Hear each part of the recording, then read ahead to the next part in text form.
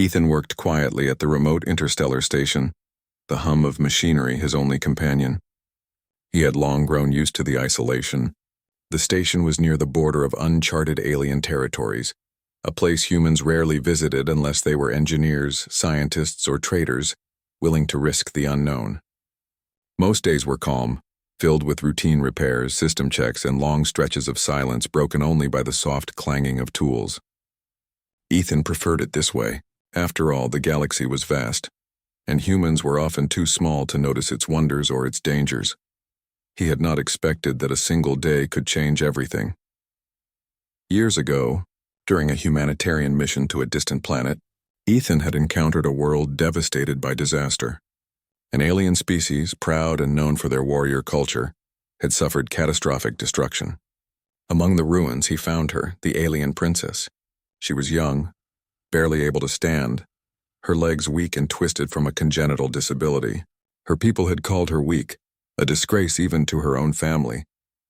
But when Ethan saw her, he only saw pain, determination, and a spark of life that refused to be extinguished. At first, she had resisted him. Her eyes were sharp, full of mistrust.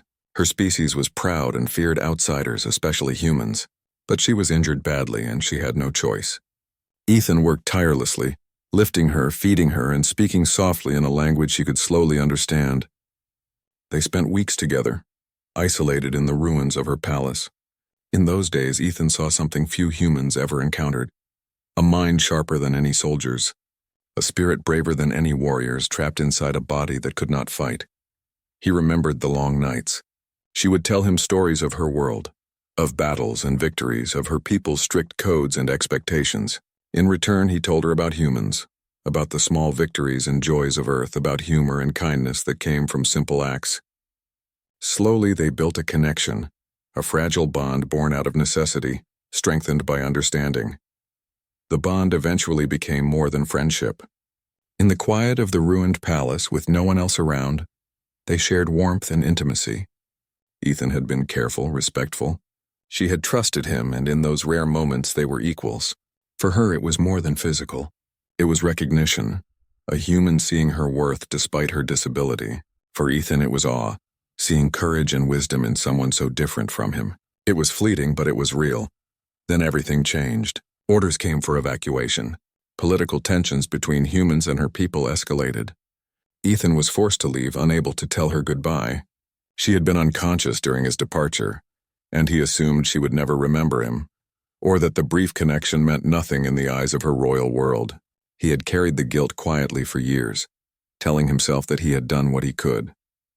He returned to human space, burying the memory under daily work and the hum of machines. Years later, life at the station was quiet, almost too quiet. Ethan had gotten used to the routine, to being overlooked, to being just another human among stars that did not care. He enjoyed the simplicity, the predictability, until the day the flagship appeared. It was massive, dwarfing the station. Its hull gleamed under distant starlight, adorned with royal insignia that made even seasoned officers uneasy. Red lights flashed along its edges, signaling authority, power, and a warning that anything approaching without permission would be destroyed.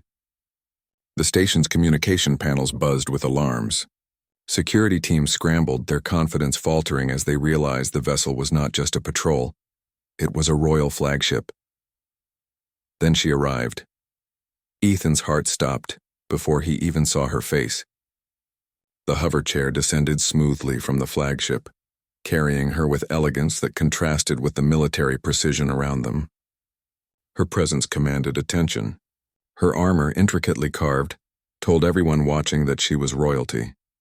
But it was her eyes that struck him most, sharp, burning with certainty, scanning the station until they found him. She did not speak to the officers, nor did she acknowledge the security teams. Her gaze fixed solely on him. Her voice, calm yet unyielding, cut through the tension in the control room. "Do you remember me, human? I am the disabled princess you mated with, and I have come to claim you." Silence followed. No one moved. The words hung in the air, impossible and dangerous. Ethan's mind reeled. Memories he had buried for years resurfaced, vivid and unyielding. The nights in the ruined palace, the quiet laughter, the trust she had given him. All of it came rushing back. The officers hesitated, unsure how to respond. Protocol dictated that any alien royal arriving unannounced in human space was a threat. Weapons were ready, fingers trembling over triggers. But she ignored them completely. Her command was subtle yet absolute. The moment she spoke, the officers froze, realizing she did not require their compliance. She demanded it. Ethan stepped forward, unsure what he was supposed to do. His voice was barely a whisper, lost among the hum of machinery and the alien hum of her ship. You remember? Her lips curved slightly, a faint smile that was almost human in its simplicity. I remember everything. You held me when I could not stand. You promised to return, and now, you are here. Ethan's thoughts spun. How had she survived all these years? How had she risen to power despite her disability? His mind raced, filling with questions he could not ask aloud. The officers were tense, ready to intervene, but he sensed that she would not allow interference. She hovered closer, the mechanical chair making soft, whirring noises. Despite her paralysis, she radiated authority and confidence. She told him about the years he had missed, how she had defied her people's belief that disability equaled weakness. She had trained her mind and her body to become a leader, to rise above prejudice, but her words carried more than pride. There was longing, a connection that had never faded. Ethan listened, speechless. The girl he had known, the fragile princess, had become a woman of strength and command, yet still carried the vulnerability he remembered. She did not demand answers or explanations. She only required him to remember, to acknowledge the bond they had shared. You do not have to speak to anyone else, she said softly. Only to me. You are mine as I am yours. The tension around them thickened. Station officials murmured among themselves, unsure if this was a diplomatic crisis or a personal matter.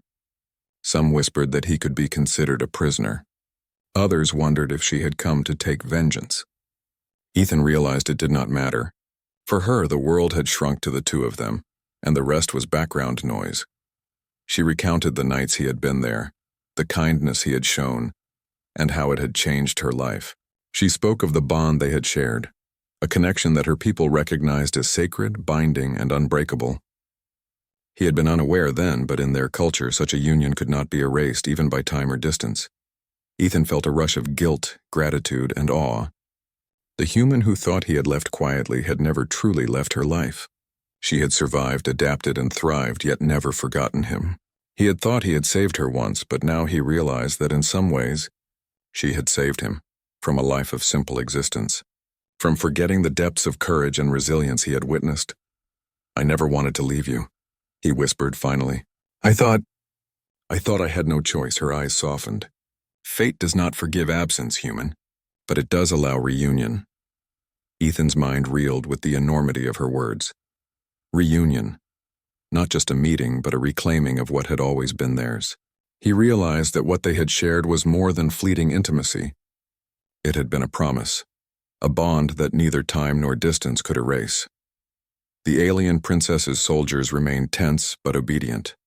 She had established her dominance not through aggression, but through unwavering certainty. The station had no choice but to comply. Even the humans watching could see the respect, fear, and authority she commanded. Ethan's heart pounded as he understood the stakes. This was no longer about him alone, but about honor, loyalty, and the weight of alien tradition. She leaned forward slightly, her mechanical chair adjusting, bringing her closer to him. Her voice, though calm, carried an edge of intensity that left no room for misunderstanding. You held me when I could not walk, human. You supported me when the world abandoned me. Now the world is watching again. Will you stand with me or will you turn away? Ethan swallowed hard.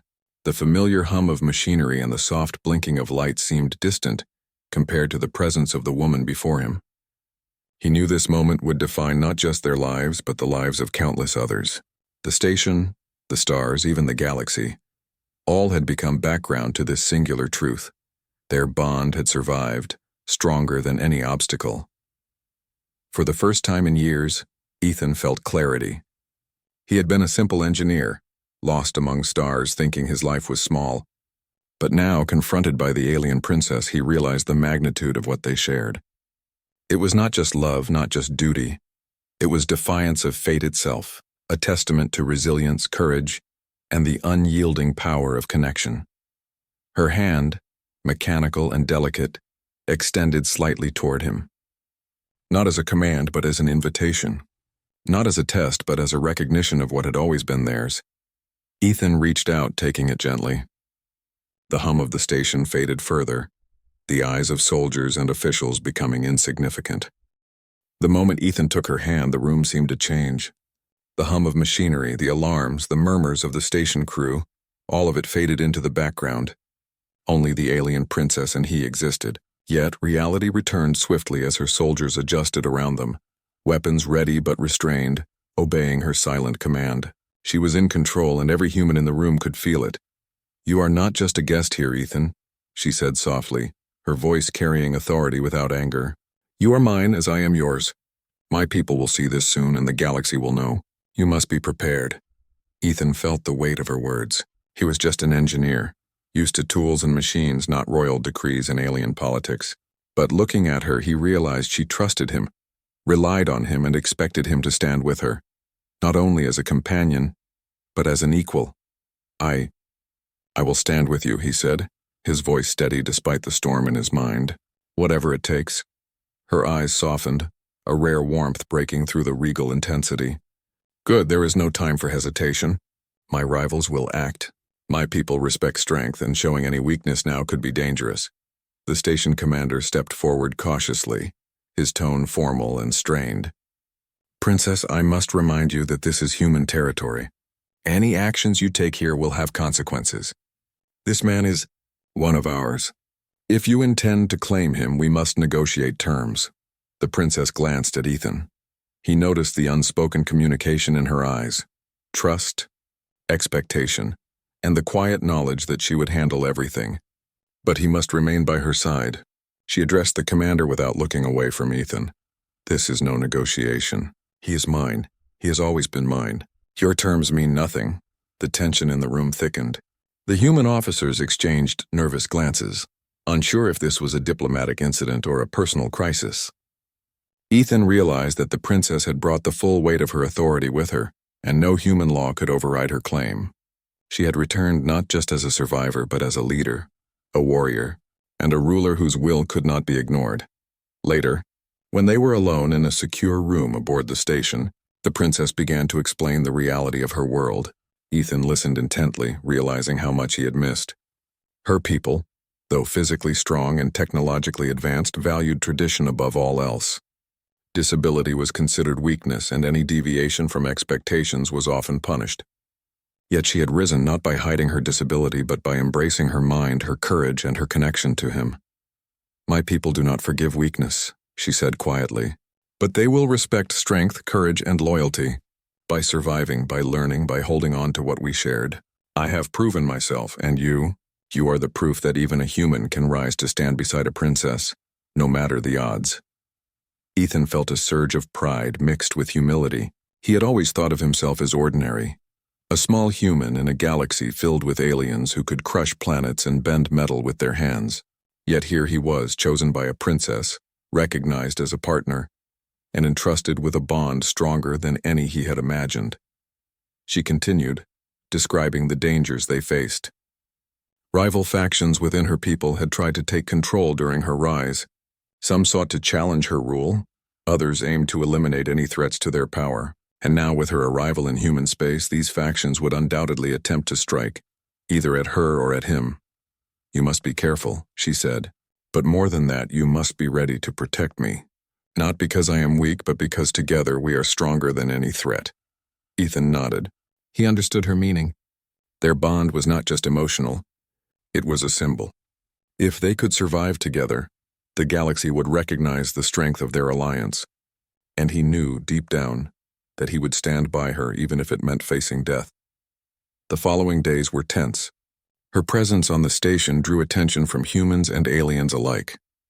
Reports came of observers monitoring them, whispers of alien politics reaching even distant colonies. Ethan trained alongside her soldiers, learning basic combat techniques and emergency protocols. Though he was no warrior, he adapted quickly, guided by the princess and his own survival instincts. One evening, as they walked through the observation deck, the stars stretching endlessly before them, Ethan spoke. I never thought I never imagined that our time together would lead to this, that you would rise and that I would be part of it." She looked at him, her eyes reflecting the distant light of galaxies. "Neither did I. But the universe has a way of bringing people together, human. We were meant to find each other. And now we must face what comes next. Together." Their bond strengthened with each passing day. It was not just about love, but about trust, respect, and understanding. The princess showed him her culture, the intricacies of her people's politics, and the strategies required to survive as a ruler. Ethan contributed his human perspective, his ingenuity, and his courage. Slowly, they became a team, complementing each other in ways that surprised both of them. Then the inevitable crisis arrived. Intelligence reports indicated that a rival faction planned an assassination attempt during a ceremonial event aboard the station. The human authorities were unaware of the exact timing, and the princess trusted only Ethan to act with her. On the day of the ceremony, the station was filled with dignitaries, soldiers, and onlookers. Ethan stayed close to her, a silent shadow ready to act. The princess, seated in her ceremonial chair, radiated authority and calm. She was prepared for the challenge, but her eyes occasionally met Ethan's, seeking reassurance. The attack came suddenly. Explosions rocked the station, alarms blared, and chaos erupted. Figures armed with alien weapons moved toward the princess. Without hesitation, Ethan stepped forward, placing himself between her and the danger. He blocked blows, deflected attacks, and shielded her with his own body. Every instinct, every lesson, every ounce of courage he possessed came into play. The princess acted swiftly as well. Though she could not stand on her own, she directed her soldiers with precision, issuing orders that saved lives and neutralized threats. Together, human and alien worked in unison, a blend of trust and strategy that confounded their attackers. When the chaos subsided, Ethan and the princess were still standing. Her soldiers had subdued the remaining attackers. The crowd, initially panicked, watched in awe as the human had protected the alien princess with unyielding courage. The princess reached out, gripping Ethan's hand tightly. "You see," she said softly, "this is what it means to stand beside me.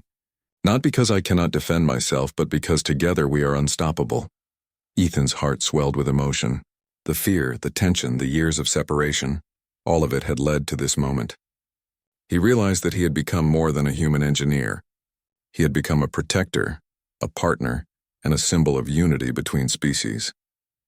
The station commander approached cautiously, his expression a mix of respect and disbelief.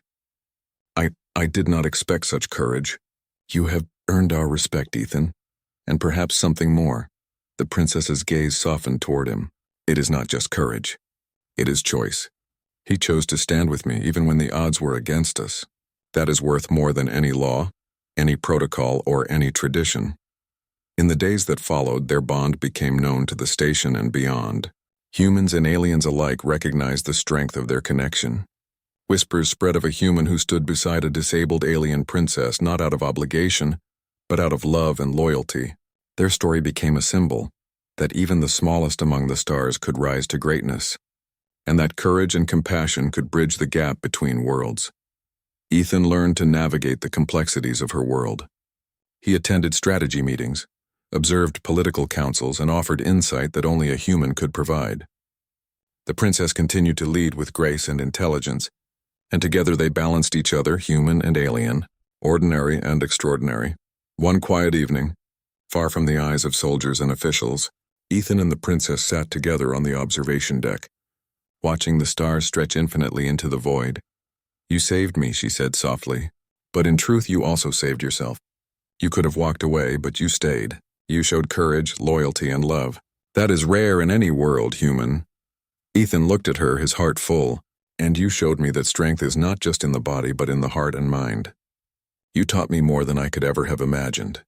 They sat in silence, the stars around them bearing witness to a bond that had survived distance, danger, and doubt. They were partners, allies, and mates, a union that defied expectations, bridged worlds, and proved that courage, loyalty, and love could exist even in the harshest reaches of the galaxy. In that moment, Ethan knew that no matter what challenges came, no matter how dangerous the galaxy became, he would stand with her. And the princess, once fragile, now a leader of her people, knew the same. Together they were unstoppable. Together they had changed the story of their worlds. And so, with hands clasped, hearts aligned, and courage unwavering, Ethan and the alien princess began the next chapter of their journey. Not just surviving the galaxy, but shaping it. Proving that even humans, small and underestimated, could stand beside the greatest of alien warriors and change the stars themselves.